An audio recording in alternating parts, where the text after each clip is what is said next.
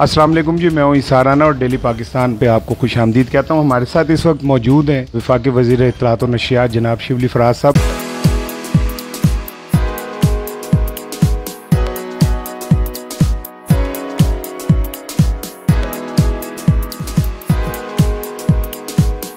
कोई वक्त ज़ाया किए बगैर हम उनसे बराह रास्त बात करते हैं। अस्सलाम वालेकुम सर। वालेकुम सलाम जी। को 35 तजावीज़ पेश किए अपोजिशन ने, कोई एक भी उसमें काबिल कबूल नहीं थे आपके लिए?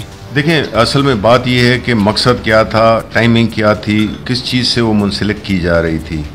असल चीज़ ये है, ये जब अमेंडमेंट्स उनकी आई जो कि उन्होंने हमसे उस वक्त तक शेयर नहीं की थी, मैं पहली मीटिंग की बात करता हूँ, उसमें तय यही हुआ, उन्होंने हुकूमत की जो कमेटी जो बनाई थी तो उसमें उन्होंने इस बात का, जब हम बैठे तो उन्होंने इस बात का इजहार किया कि जी वो बिल किधर है, नैब का बिल किधर है। तो हमने कहा वो तो नहीं है, अभी उसका ताल्लुक इस वक्त इससे नहीं है। तो उन्होंने कहा नहीं जी, हम ये फैटफ और इसको इकट्ठा ही देखेंगे। तो उससे हमें ये एहसास हुआ कि ये इस वक्त नेगोशिएट करना चाहते हैं, फैटफ के जो बिल्स हैं उसकी पैसेज को असेंबली से पास कराने को मुंसलिक कर रहे हैं नैब के कानून से। उसूली तौर पे ये बात गलत है, क्योंकि जो फैटफ के जो कानून साजी है वो तो मुल्क की इंटरेस्ट में ये हो रही है।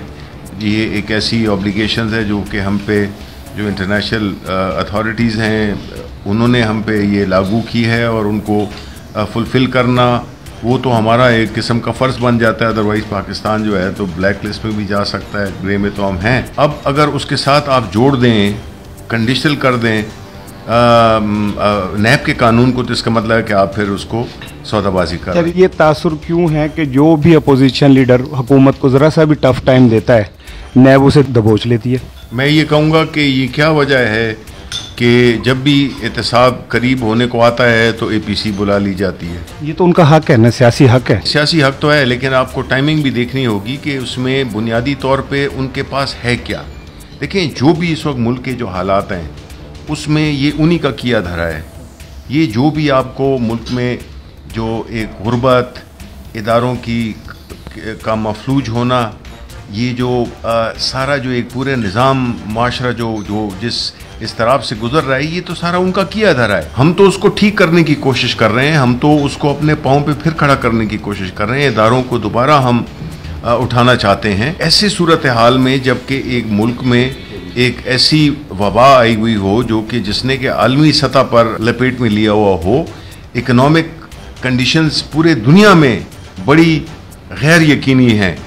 ऐसी सूरत हाल में इस किस्म की सियासी एक्टिविटीज़ का इनेकाद करना, हाँ, अगर APC इसलिए बुलाई जा रही है, 1 पॉइंट एजेंडे पे इनको APC करनी चाहिए, ज़रूर करनी चाहिए। वो क्या है, आके सारे लीडरान जितने भी अपोजिशन के हैं आके इज्तिमाई माफ़ी मांगे कौम से कि उन्होंने जो इस कौम के साथ किया है, इस मुल्क के साथ किया है, उसकी वो माफ़ी मांगते हैं। अदरवाइज़ तो यानी ये जो सारे जो जख्म है ये तो उन्हीं के लगाए हुए। लेकिन सर, अवाम तो आपसे भी खुश नहीं है। गुर्बत और महंगाई और बेरोजगारी तो आपके दौर में भी बहुत बढ़ गई, बल्कि पहले से ज़्यादा बढ़ गई। ऐसा हुआ होगा, लेकिन आप देखें हमारे दो कहने, जब हमने हुकूमत संभाली आपका मुल्क तकरीबन डिफ़ॉल्ट कर चुका था, आपका एक्सचेंज रेट बिल्कुल मसनूई सतह पे खड़ा हुआ था, आपकी इंपोर्ट्स, करंट अकाउंट की क्या हालत थी, 20 अरब डॉलर, आपके पास डॉलर थे नहीं, आपके कर्जे, ये सारी चीज़ें जो है, तो इस हालत में हमें इकॉनमी मिली तो हमने तो उसको स्टेबलाइज़ किया, हमने एक्सचेंज रेट को उसके रियल वैल्यू पे हम ले गए,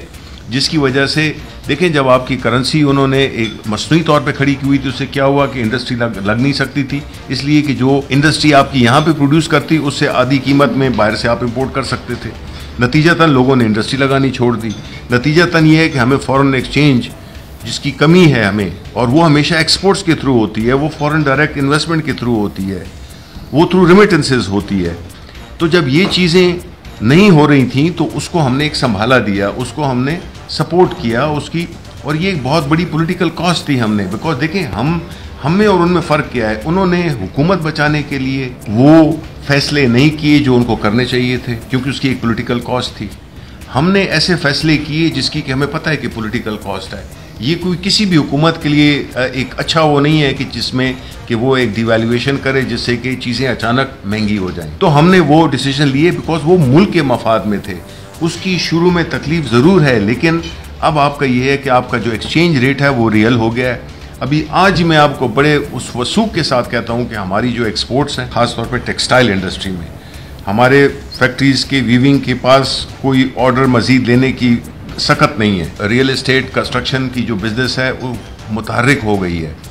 आप जितनी भी जाएं, ये दो सेक्टर्स तो आप देखें ना, जो कि एक्सपोर्ट्स हमारे सिर्फ टेक्सटाइल ही है, और तो हमारी एक्सपोर्ट बराए नाम है। कल काबीना ने 1 करोड़ टन गंदम जो है वो इंपोर्ट करने का फैसला किया है, जबकि इतलात ये कि अफगानिस्तान मुसलसल ट्रक गंदम के जा रहे हैं, वहाँ क्यों नहीं रोक पाते? इस वक्त जो तोरखम बॉर्डर है वहाँ पे बिकॉज ऑफ कोरोना और उस किस्म की, उधर से तो गाड़ियाँ जो कि सब्जी भी ले जा रही हैं या ला रही हैं, वो भी नहीं उधर से जा सकती। यानी कि जो फॉर्मल रूट है बिल्कुल उसके ज़रिए या जो है स्मगलिंग नहीं हो रही, होर्डिंग ज़रूर हो रही है। हमें पता चला कि चीनी की कुछ फैक्ट्रीज में से जो स्टॉक्स हैं वो अचानक डिप्लीट हुए हैं, उसकी हम इन्वेस्टिगेशन करा रहे हैं। बिकॉज देखें, हमारा मुकाबला इस वक्त कई माफियाज के साथ है, क्योंकि जो माफियाज थे जो कि पनप रहे थे, जिनको सरपरस्ती हासिल थी गुज़श्ता हुकूमतों की, क्योंकि उनके ज़ाती कारोबार थे, वो माफियाज तो अब भी आपके साथ बैठे हुए हैं? नहीं, कौन बैठे हुए हैं?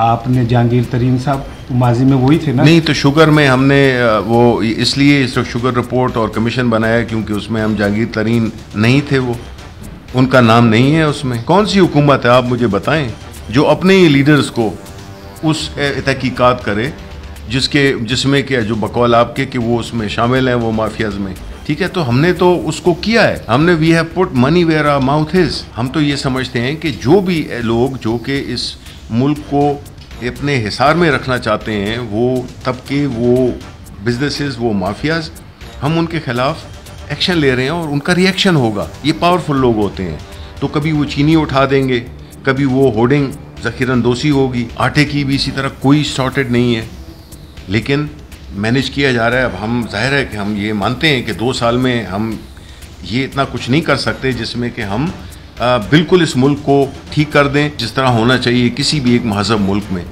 लेकिन आप देखें जो कोविड है, कोविड की बीमारी एक ऐसी बीमारी जिसने कि बेबस कर दिया पूरी अच्छी अच्छी ताकतों को। प्राइम मिनिस्टर ने कितनी क्रिटिसिज्म लिया, कितनी मुखालिफत हुई, सिंध से कितनी मुखालिफत हुई, एक नैरेटिव बनाया गया कि जी जो हम कर रहे हैं वो गलत कर रहे हैं। एक रिस्क लिया हमने, एक पॉलिटिकल गवर्नमेंट इतना बड़ा रिस्क लेती है और उन्होंने कहा कि नहीं ये हमारा वो है, क्योंकि हमने रोज़गार भी बचाना है और हमने सेहत का भी वो करना है। अल्लाह ताला के फजल से कामयाब हुई। रिस्क तो हमने लिया ना, इससे तो हम पूरी एक किस्म की, मैं कहूँगा, खाना जंगी हो सकती थी, सप्लाई चेन्स डिसरप्ट हो सकती थी। सिर्फ हुकूमत की नहीं, ये पूरे पाकिस्तान की अचीवमेंट है जिसमें कि हमारी तारीफें हो रही हैं दुनिया के और मुल्कों में भी। सराहा जा रहा है कि जिस तरह से हमने इसको हैंडल किया है। वाह, बहुत शुक्रिया सर। अस्सलाम वालेकुम।